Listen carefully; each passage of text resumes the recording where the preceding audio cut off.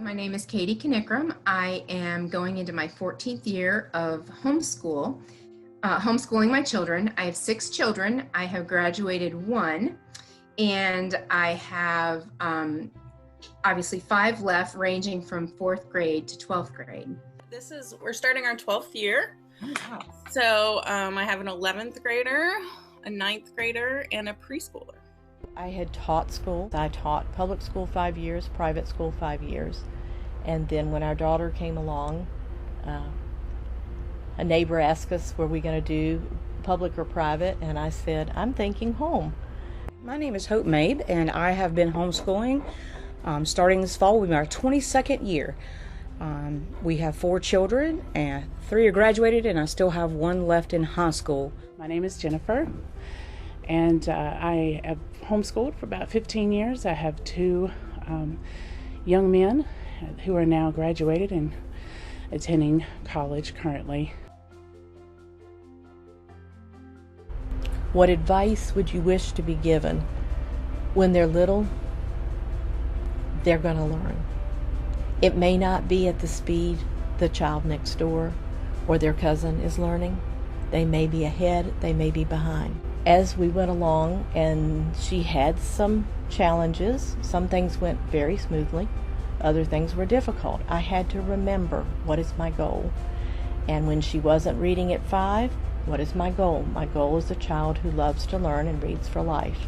6, 7, 8, and I was, holding on sometimes, gripping, and having all kinds of people come tell me, she's behind, you know that. I decided that one of my goals would be just to help her love to learn and to keep that alive and to feel successful as she went along. So we emphasized the things she did well, which were science, history, study skills, math. When we went to the library, she might not be able to type in the name of the book she wanted, but some of my friends had questions about, how do I find this? And Bethany was telling them. So other moms, she was showing how to use the library system. So there was most things she did really well. When our daughter finally did catch on to reading, and it clicked with her, she went from Bob Books, which is this little type of set where the books are short vowels, 3-letter words, to the Chronicles of Narnia in a year and a half. So when your child is ready to learn a particular subject, it's going to click and they're going to move along. So working and homeschooling is definitely doable. I know that we all want what's best for our child, and I think as you go through the homeschool year and you find out what works for your family, what time frame works for your family. Some people homeschool in the morning, some people homeschool in the evening, as if the parent works first or second shift. So whatever works for your family, it's very doable. I was a stay-at-home mom for 11 years while all of my children were young elementary. But as they began to get a little bit older, I needed to go back to work. And the 2 approaches that have worked for our family is, on Friday, Saturday, and Sunday, for me, I used to work 3rd shift. And I would come home early Monday morning and sleep for a few hours and then get up and start their school day. And we would school into the afternoon and then have a regular school day on Tuesday through Friday. Most recently, I am an employee at Golyon's Christian Supply in King. And during the school year, I work 3 to 4 days a week, working from approximately 1 to 7 or 2 to 7, and I do all of my schooling in the morning.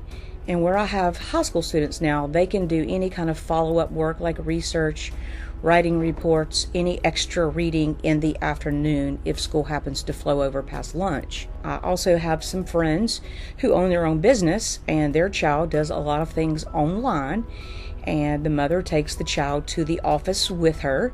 And so there are those options available as well through Switched On Becca, Bob Jones. They all have online programs or DVD programs that would make working and homeschooling possible. I also know of a family where the parents worked separate shifts, so that there was always a parent home with the children, but they were able to homeschool, spend some time together as a family, and then the next shift, whichever parent was home that evening, would do any follow-up schoolwork, seat work, reading, writing that needed to be accomplished. And so I know that that's very stressful when you have to work and you have to homeschool, but it can be accomplished. I think one of the things that I wish I would have known earlier in my homeschooling career was to be a little more relaxed. My first few years I was very rigid with my oldest two, as far as like keeping everything on a really tight, firm schedule, and I would kind of get all out of whack if my day didn't go the way that I had originally planned it. But now you just, I've learned to kind of just roll with it. If someone is sick, we'll just pick it up the next day. I don't use a boxed set of curriculum. I use what I know works for each individual child. And I've just learned to be a little more relaxed with everything.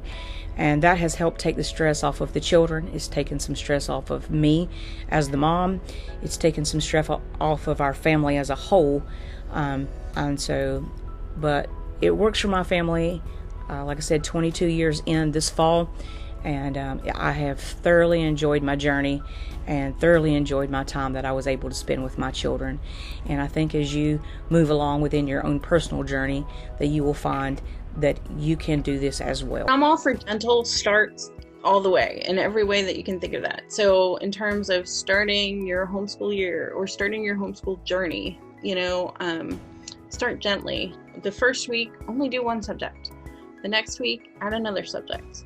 Then maybe by week 3, you feel like you hit your stride, maybe you can add 2 more things. And every morning, start gently. Most kids' brains are not alert the first thing in the morning to kind of tackle that kind of work, and it can lead to frustration, leads to a bad attitude about the rest of their day. And we just kind of think, well, if that's their best time of day and this is how it ends up, oh my goodness, this isn't working, we're done. And really, starting, let's read together, let's sit and look at our schedule for the day, or how about you guys color or doodle or put together some Legos while I read to you from our history book. I usually say breakfast, morning time, snack, and that's when you're going to find their really alert time, in that time between a morning munchie and lunch. And boom, that's when we tackle math and and English and the important stuff. Always be paying attention to how is this affecting our relationships as a family? How is this affecting my child's attitude about learning?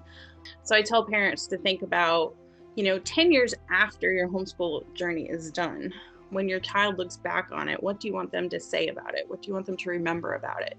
And then build those in to your long-term plan, and be flexible. Ultimately, I really, really recommend to people that whatever they choose to do, that they get some kind of schedule established.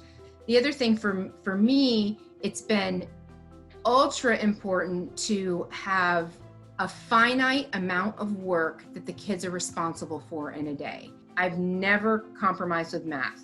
The kids always do an hour of math, because math is one of those things that you cannot let up on, or else it easily goes downhill.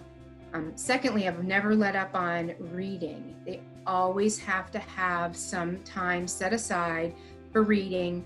Do not overplan. Do not overwhelm the kids.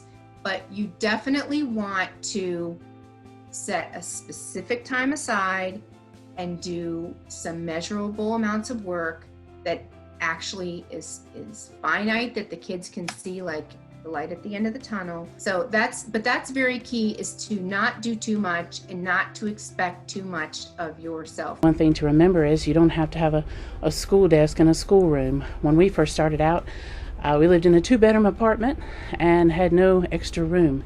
We did school at the dinner table, and we did school on the couch. Sometimes school was outside in the backyard on blanket. Utilize all the opportunities, the parks, nature walks, all those different things. Those are all part of learning. Being creative, think outside of the box. That's one thing I would share with people. I want to encourage you that you can do this. I read a book called Home Sweet Homeschool.